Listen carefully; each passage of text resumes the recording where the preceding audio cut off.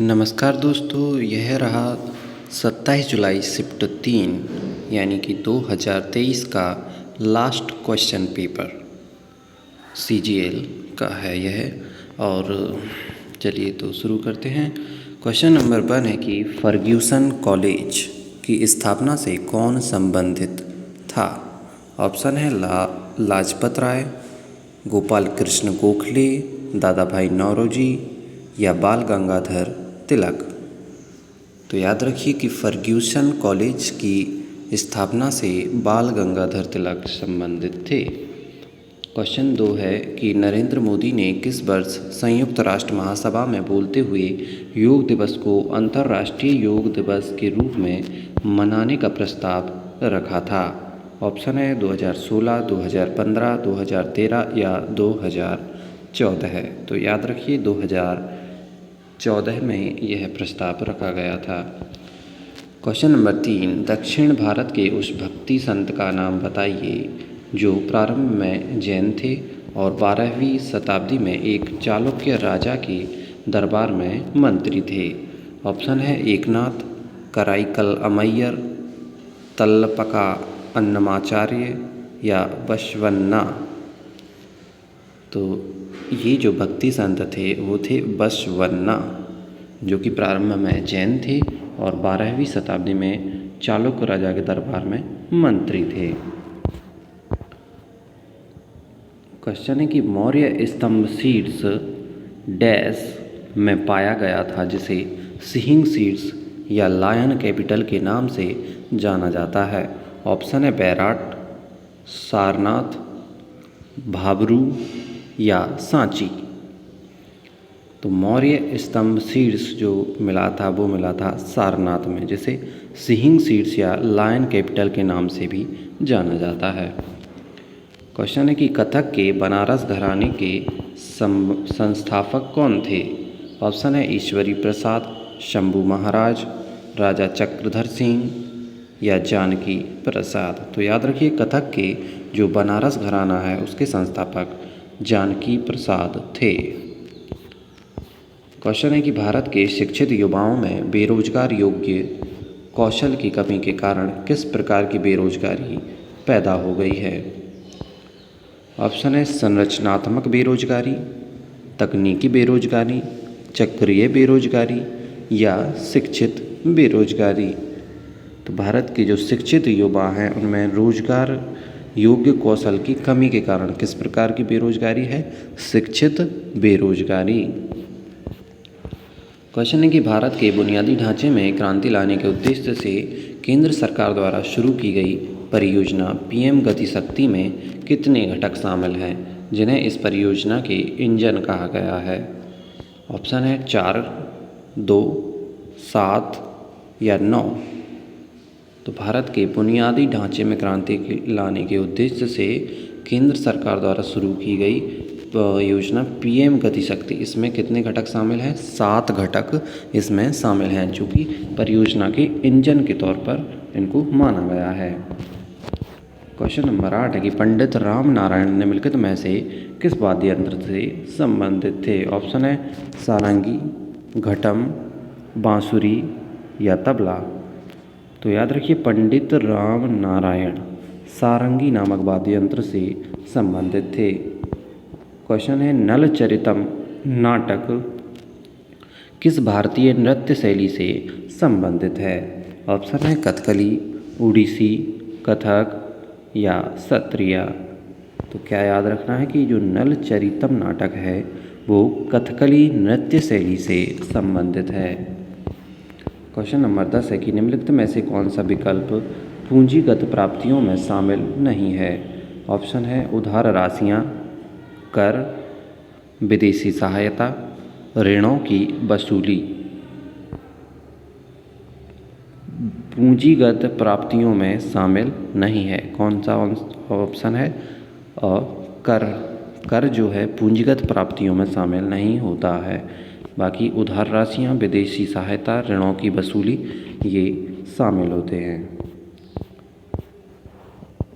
Question है कि 1931 में ऊष्मागतिकी का शून्यवा नियम शब्द किसने दिया था, जो यह प्रतिपादित करता है कि जब दो निकाय किसी तीसरे निकाय के साथ साम्य में होते हैं तो वे आपस में भी साम्य में होते हैं।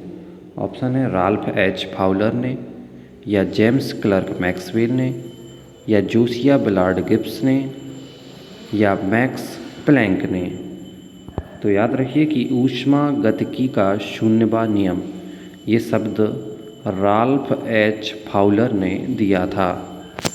राल्फ एच फाउलर, ऊष्मागतिकी का शून्यवा नियम। क्वेश्चन है कि कांग्रेस और मुस्लिम लीग के किस अधिवेशन में ब्रिटिश शासन के विरुद्ध एक संयुक्त मोर्चा बनाने के लिए सहमति बनी थी। ऑप्शन है इलाहाबाद, बम्बई, दिल्ली या लखनऊ अधिवेशन। तो याद रखिए कि कांग्रेस और मुस्लिम लीग के लखनऊ अधिवेशन में ब्रिटिश शासन के विरुद्ध एक संयुक्त मोर्चा बनाने की सहमति बनी थी। क्वेश्चन है कि भारतीय संविधान के किस संशोधन ने संपत्ति के अधिकार को मौलिक अधिकारों की सूची से हटा दिया था। ऑप्शन है 41वां, 44वां, 43वें या 42वें। तो याद रखना कि 44वां संविधान संशोधन के आधार पर मौलिक अधिकारों की सूची से संपत्ति के अधिकार को हटा दिया गया था। क्वेश्चन है यदि ताहिती में दाब का अंतर ऋणात्मक हो तो क्या होगा। औसत से कम और देर से मानसून। यदि ताहिती जो है उसमें दाब का अंतर अगर ऋणात्मक होता है तो क्या होता है कि औसत से कम और देर से मानसून का ये संकेत होता है। क्वेश्चन नंबर 15 की राष्ट्रीय डोप परीक्षण प्रयोगशाला कहाँ स्थित है। ऑप्शन है मुंबई, नई दिल्ली, बेंगलोर या पंजाब। तो याद रखिए कि राष्ट्रीय डोप परीक्षण प्रयोगशाला नई दिल्ली में स्थित है। क्वेश्चन नंबर 16 है कि जनवरी 2022 में उच्चतम न्यायालय ने एक फैसला सुनाया है कि हिंदू पर्सनल लॉ के संहिताकरण और किसके हिंदू उत्तराधिकार अधिनियम के अधिनियम से पहले भी बेटियों का पिता की संपत्ति पर समान अधिकार होगा। यानी कौन से सन का वह अधिनियम था। ऑप्शन है 1956, 1952, 1947 या 1959। तो हिंदू पर्सनल लॉ के संहिताकरण और 1956 के हिंदू उत्तराधिकार अधिनियम के अधिनियमन से पहले भी बेटियों का पिता की संपत्ति पर समान अधिकार होगा, ये कोर्ट का फैसला था। क्वेश्चन है कि भारत में निम्नलिखित में से किसके पास किसी अपराधी के दंड को क्षमा करने या प्रविलंबित करने का या कम करने की शक्ति है। ऑप्शन है भारत के महान्यायवादी, उपराष्ट्रपति, प्रधानमंत्री या राष्ट्रपति। तो याद रखिए ये शक्ति जो होती है सज़ा को कम करने की राष्ट्रपति के पास होती है। क्वेश्चन है कि राष्ट्रीय वन नीति के संदर्भ में संयुक्त वन प्रबंधन JFM नामक एक दृष्टिकोण और कार्यक्रम किस वर्ष में शुरू किया गया था। ऑप्शन है 1988, 1965, 1947 या 1996। तो राष्ट्रीय वन नीति के संदर्भ में संयुक्त वन प्रबंधन ये शुरू किया गया था 1988 में, JFM 1988। यौगिक और उसके गलनांक का या कि निम्नलिखित में से कौन से युग्म सही हैं। ये क्वेश्चन रिपीट हुआ है, ज्यों का त्यों लग रहा है। क्वेश्चन इसमें एसिटिक अम्ल जो है उसका जो क्वथनांक होता है वो 290 की होता है और एथेनॉल का होता है 156 की। ओके, याद रखिए इसको। क्वेश्चन नंबर 20, जब द्वार कोशिकाओं में जल प्रवाहित होता है तो उनमें क्या होता है। ऑप्शन है कि स्टोमी छिद्र बंद हो जाते हैं, स्टोमी छिद्र सिकुड़ जाते हैं, या द्वार कोशिकाएं बंद हो जाती हैं, या स्टोमी छिद्र खुल जाते हैं। तो याद रखना है कि जब द्वार कोशिकाओं में जल प्रवाहित होता है तो उनमें स्टोमी छिद्र होते हैं वो खुल जाते हैं। क्वेश्चन नंबर 21 है कि 2022 में सरकार द्वारा शुरू किए गए पोर्टल का नाम क्या है जिसका उद्देश्य आवेदक के लिए ऋण आवेदन और संवितरण प्रक्रिया को आसान बनाना है। ऑप्शन है युक्ति, स्वायत्तता, जनसमर्थ या ई श्रम। तो ऋण आवेदन और संवितरण की प्रक्रिया को आसान बनाने के लिए जो पोर्टल शुरू किया गया था उसका नाम है जनसमर्थ। क्या है? जनसमर्थ। किस देश के राष्ट्रपति ने भारत के पहले गणतंत्र दिवस समारोह में मुख्य अतिथि के रूप में भाग लिया था? ऑप्शन है जापान, चीन, इंडोनेशिया या भूटान। तो याद रखना है कि इंडोनेशिया के राष्ट्रपति ने भारत के पहले गणतंत्र दिवस समारोह में मुख्य अतिथि के रूप में भाग लिया था। क्वेश्चन है कि सेबराय पहाड़ियाँ भारत के किस राज्य में स्थित हैं?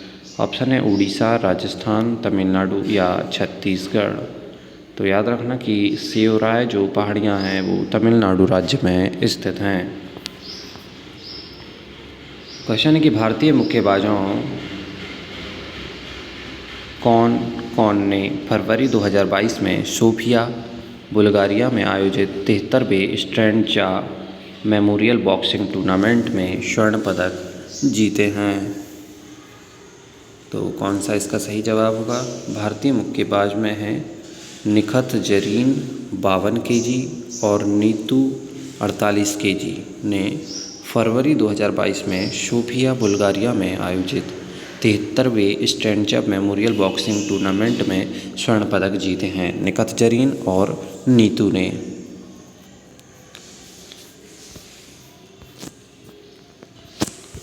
ओके फ्रेंड, तो यहाँ पर हमारा 25 का क्वेश्चन है कि प्रश्न में दो कथन हैं जिनमें से कौन सा सत्य और कौन सा असत्य है ये बताना है। तो सत्य कथन है कि ब्रिटिश शासन के दौरान भारत का निर्यात आयात से अधिक हो गया जिससे व्यापार संतुलन का अधिशेष हो गया था। ओके, और गलत क्वेश्चन है कि व्यापार संतुलन के अधिशेष का उपयोग भारत के विकास और उत्थान के लिए किया गया था। यह गलत कथन है। ठीक है, यहाँ पर हमारे 25 क्वेश्चन कंप्लीट होते हैं और यह जो है CGL 2023 का सबसे लास्ट वाला सेट था जो कि 39 सेट हो चुके हैं। तो आप इसको चेक कर सकते हो प्लेलिस्ट में और एक 1 लाइनर के फॉर्म में आप इसको याद रखिए या ऑडियो बुक की तरह भी आप इसको यूज कर सकते हो। ठीक है, अब हम बनाएंगे नेक्स्ट CHSL के सेट पेपर पर वीडियो।